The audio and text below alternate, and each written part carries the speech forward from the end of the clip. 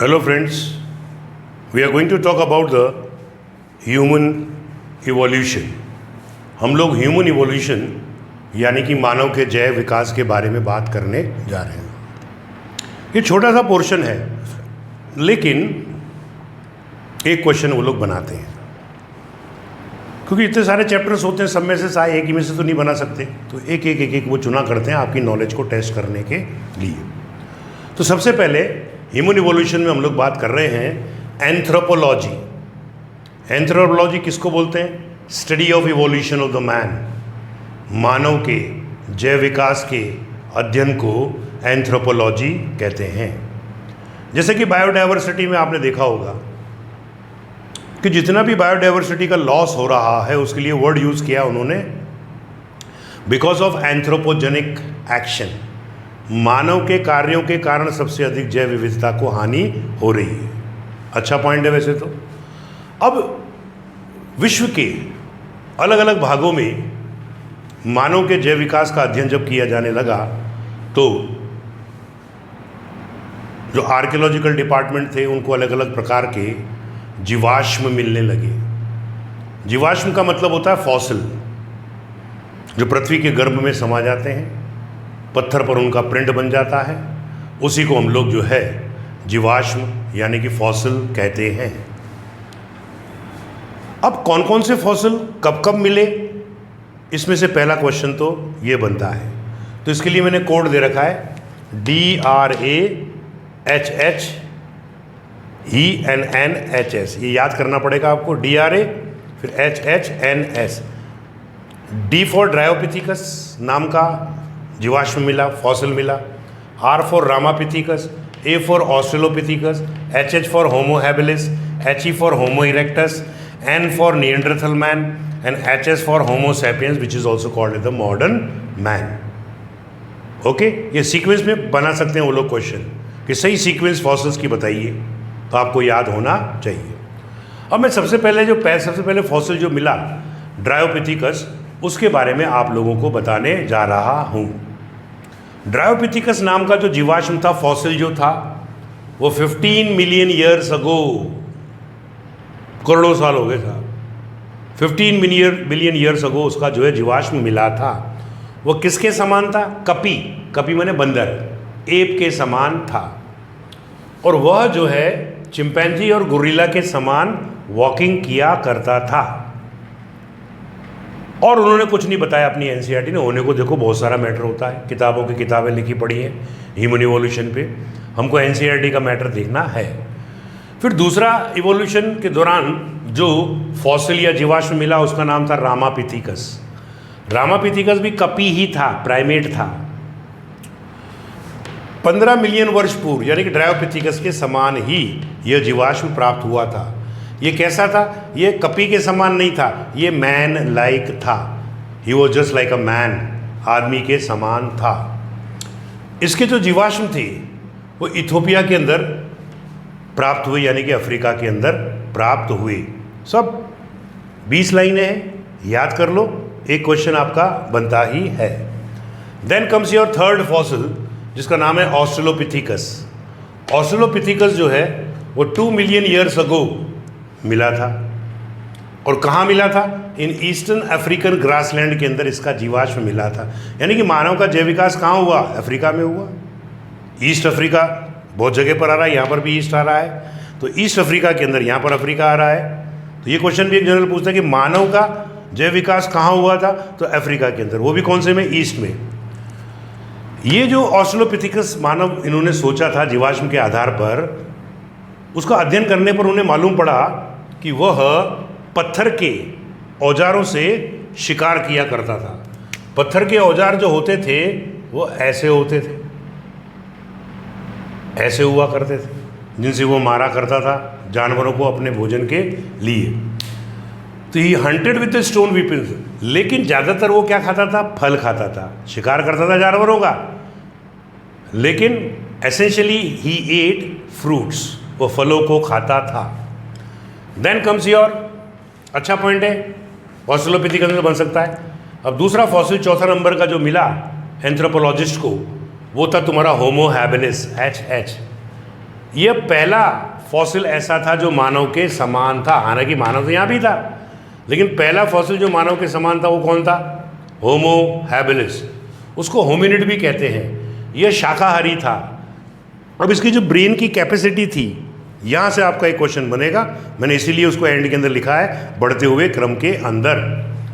तो ये शाकाहारी था और इसकी ब्रेन की कैपेसिटी, जिसको कि अपन क्रेनियल कैपेसिटी भी कहते हैं, वो 650 से लेकर 800 सीसी थी।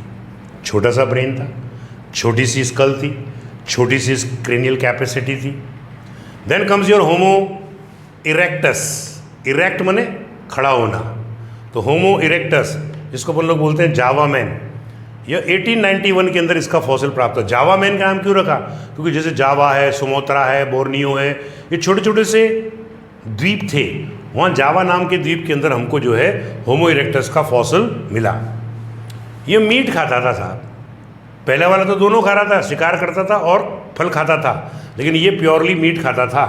इसकी ब्रेन कैपेसिटी बढ़ गई 250 के करीब, तो 650 से 900 सीसी, 950 सीसी आ गया है। ये बढ़ता जाएगा, बढ़ता जाएगा, बढ़ता जाएगा, ध्यान रखना। हालांकि यहाँ पर मैं सहमत नहीं हूँ ब्रेन की, ह्यूमन की कैपेसिटी से जो भी बात करते हैं। फिर आया हमारे पास में कि होमो इरेक्टस था, उसका लार्ज ब्रेन था, इसीलिए उसकी क्रेनियल कैपेसिटी भी ज़्यादा थी। Then comes your Neanderthal man. Neanderthal man जो है पूर्वी और केंद्रीय अफ्रीका के अंदर रहता था, ईस्ट एंड सेंट्रल अफ्रीका। वो क्या करता था? अभी तक कपड़े का आविष्कार तो हुआ नहीं था, बिना कपड़ों के कैसे घूमे? तो जो जानवर वो मारता था उसका मीट खा जाता था, और उसकी जो त्वचा होती थी, स्किन होती थी, हाइड होती थी, उसको कपड़ों के रूप में लपेटकर जीवन निर्वाह करता था। दूसरा, वह मरे हुए व्यक्तियों को दफनाते थे, जलाते थे। जलाने भी नहीं बोलूँगा मैं इसको बोलेंगे बरीड। बरीड का मतलब हो गया दफनाना, और बर्न का मतलब हो गया जलाना। तो ये दफनाते थे, और फिर जब उसको दफनाते थे तो उसके साथ में वह सारी चीज़ें रख दिया करते थे जो रोज़मर्रा की ज़िंदगी के अंदर यूज़ में किया करता था। लोगों ने पूछा ऐसा क्यों करते हो? उन्होंने बोली भाई बाय द वे इसके अंदर जान आ गई तो इसका मतलब वो पुनर्जन्म में विश्वास करते थे। कौन से पुनर्जन्म में विश्वास करता था? Neanderthal Manav. They believed in rebirth. दोबारा त्वचा का उपयोग करते थे, मुर्दों को दफनाया करते थे, एंड बिलीव्ड इन रीबर्थ, यानी कि पुनर्जन्म में विश्वास करते थे। इनकी जो ब्रेन कैपेसिटी थी वो 500 सीसी बढ़ गई, तो इसका मतलब इनका सिर भी बड़ा हो गया। लगातार क्रेनियल कैपेसिटी बढ़ रही है, इसी में से क्वेश्चन आता है, इसलिए बार बार कह रहा हूँ। बाद में वो क्या करते हैं, किसी के कैरेक्टर लिख देते हैं और फिर पूछते हैं बताइए साहब ये कैरेक्टर जो है किस मानव के थे। इसलिए बीच बीच में मैंने ये लिखा है कि कौन मीट खाता था, कौन शाकाहारी था, कौन शिकार करता था। जब ये शिकार करते थे तो वो जो युग था उसको बोलते हैं पेलियोलिथिक। पेलियोलिथिक, पाषाण युग जिसको हम लोग कहते हैं पेलियोलिथिक, यानी कि पाषाण युग। पाषाण माने पत्थर, पत्थर वाले उससे वो शिकार किया करता था। ओके, ये रहा। तो ये ब्रेन कैपेसिटी इसकी 500 बढ़ गई बेटा, तो ये 1400 हो गया। अब हमारे पास में आया होमोसेपियंस, जो हम लोग हैं, हम मॉडर्न मैन हैं। हमारी उत्पत्ति कहाँ हुई? अफ्रीका के अंदर हुई, और हमारी जो ब्रेन कैपेसिटी है वो 1450 सीसी के लगभग होती है। ओके, यानी कि सबसे ज़्यादा ब्रेन कैपेसिटी अपनी हुई। हालांकि इसमें मैंने देखा था कि 1360 भी लिखा हुआ है, कई लोगों ने 1400 भी लिखा हुआ है, कईयों ने 1450 लिख रखा है, और हमारी एनसीईआरटी में कुछ नहीं लिख रखा है।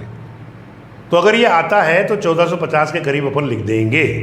ओके, अब एक क्वेश्चन ये लोग आंसर पूछा करते हैं कि मानव का जैव विकास कौन से काल में हुआ था? भाई सीनोजोइक में तो हुआ था, पेलियोजोइक, मीजोजोइक, और ये सीनोजोइक चल रहा है। पेलियोजोइक के कौन से काल में हुआ था इस मानव का? तो आंसर होता है ट्राइसिक पीरियड। ध्यान रखना, ट्राइसिक पीरियड। और पृथ्वी पर प्रभावी रूप से ये कब से पाए जाने लगे? तो आंसर हुआ चतुर्थक काल के अंदर, यानी कि क्वाटरनरी पीरियड के अंदर यह पृथ्वी पर पाए जाने लगे। तो क्या सीखना है बेटा आपने को? पहले तो फॉसिल्स का सीक्वेंस सीखो, DRA HHNH। फिर आप ये तो पूछते नहीं है कि कितने मिलियन वर्ष पुराना था, लेकिन फिर भी अपने को याद करना चाहिए। लेकिन ये जरूर ध्यान रखना चाहिए वो कपी के समान था या मानव के समान था, और उनके क्या लक्षण होते हैं। ऐसे भी जीवाश्म थे, ऐसे भी मानव थे जो गुफाओं के अंदर रहते थे और कार्विंग किया करते थे, चित्रकारी करा करते थे, आई गेस में पूजा पाठ किया करते थे। वो बहुत लंबी चौड़ी कहानी है, इतना हमारी किताब के अंदर नहीं दे रखा है, इसलिए हमने केवल एनसीईआरटी को मद्देनज़र रखते हुए आपको ये समझाया, और इसमें से आपका एक प्रश्न बनने की नीट में पूरी पूरी संभावना होती है। Thank you. इसके बाद में हम लोग एक नया चैप्टर या प्लांट फिजियोलॉजी स्टार्ट करेंगे, जिसे आप लोग देखिए और सीखिए कि किस प्रकार से नीट के अंदर क्वेश्चंस बनते हैं। एंड उसके बाद में मैं चालू करूँगा जेनेटिक्स। जेनेटिक्स जो होती है, आते तो उसमें भी एक दो क्वेश्चन ही है, लेकिन वो बच्चों की थोड़ा सा कम समझ में आती है, तो मैं आपको जो है अलग से समझाऊंगा। वैसे तो मैं एक लेक्चर ऑलरेडी लोड कर चुका हूँ, आप चाहें तो उसको देख सकते हैं। Okay, thank you.